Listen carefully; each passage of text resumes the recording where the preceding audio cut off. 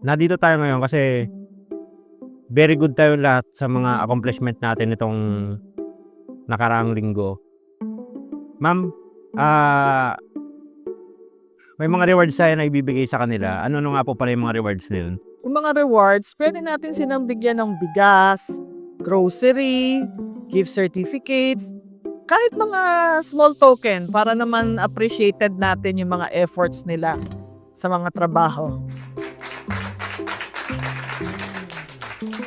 Ma'am Mib, sino nga pala yung kauna nating tao na candidates sa pagiging very good? Recently, si Mang Fred, siya yung nakakuha ng award for Best in Attendance for month of January. Wala siyang late, walang absent, so meron siyang dapat ma-appreciate natin yung effort niya na yon. Hindi naman dahil sa akin, sir. Lagi naman late yan eh. Ako pa nga gumigising yan pag papasok eh. Hindi na ka naliligo yan. Pag pumapasok.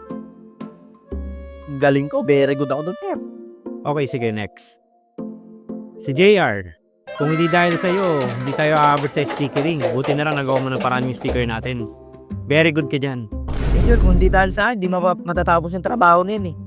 Puro bubbles. Sana reject yun kung hindi ko siya sinabihan. Ang daming bubbles, ang daming alikabok. Di ba? Hindi sana ma-install yun. Di ba, sir? Ang galing ko, very good ako doon. Sir, hindi ko yun, sir. Wala nga siya dun nung kinapos ko yung pag-i-sticker.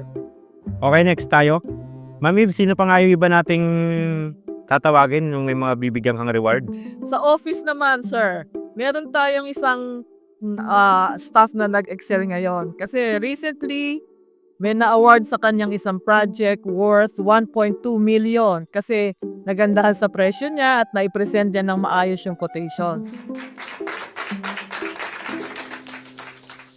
O, yung nakakuha ng sales ngayon na malaki, si Precious! Malaki na galing natin siya! Ang mga anak ko yung nag-award doon, kundi dahil sa akin, hindi naman na-award kay Precious yun eh.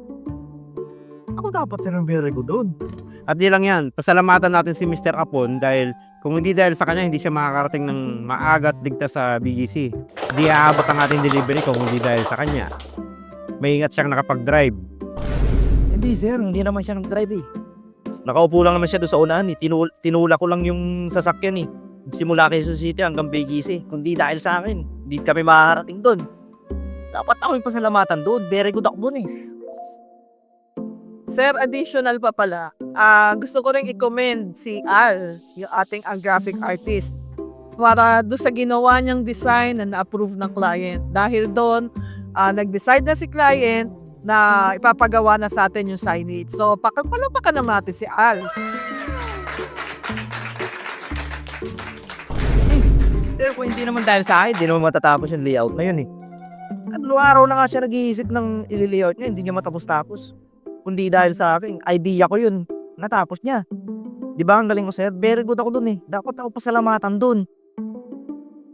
So, Sir JM, total tapos na tayo sa mga magagandang nagawa ng mga tao natin. Teka muna, meron din akong gustong erase dito sa harapan na to.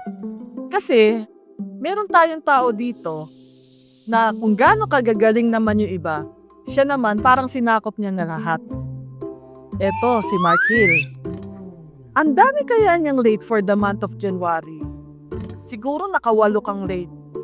Isa pa, yung trabaho ni JR na sticker, nasira mo yung laminating machine kaya hindi niya na-laminate sa machine, minano-mano niya. Pangatlo, yung sasakyan natin na pinag-deliver natin. Alam niyo ba kung bakit nasira? Pinakialaman niya, sir. Hindi naman siya marunong mag-drive. Nagdunong-dulunga. At yung huli naman, ay hindi pa pala huli to, yung kay Al. Pinakialaman din niya yung computer ni Al. Ilang araw na hindi nagamit ni Al ang kanyang computer. Kaya natagalan siya bago magawa yung layout. At itong pinakahuli, kung ano-ano din ang mga sinabi niya dito kay Precious. Na itong isa, gusto nang mag-give up, gusto nang umiyak, nag-iiyak-iyak na, ayaw na sanang tumuloy dito kasi kung ano-anong pambabash ang ginagawa nito. So, ito ba sir yung tamang tao natin? O baka dapat may gawin din tayo o bigay na reward sa kanya? Wait lang po sir, CR lang po ako.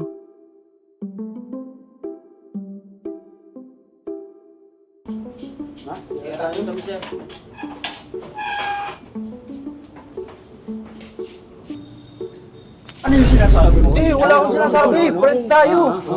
Wala akong sinasabi. Ano ba yun? Wala. Ano ba?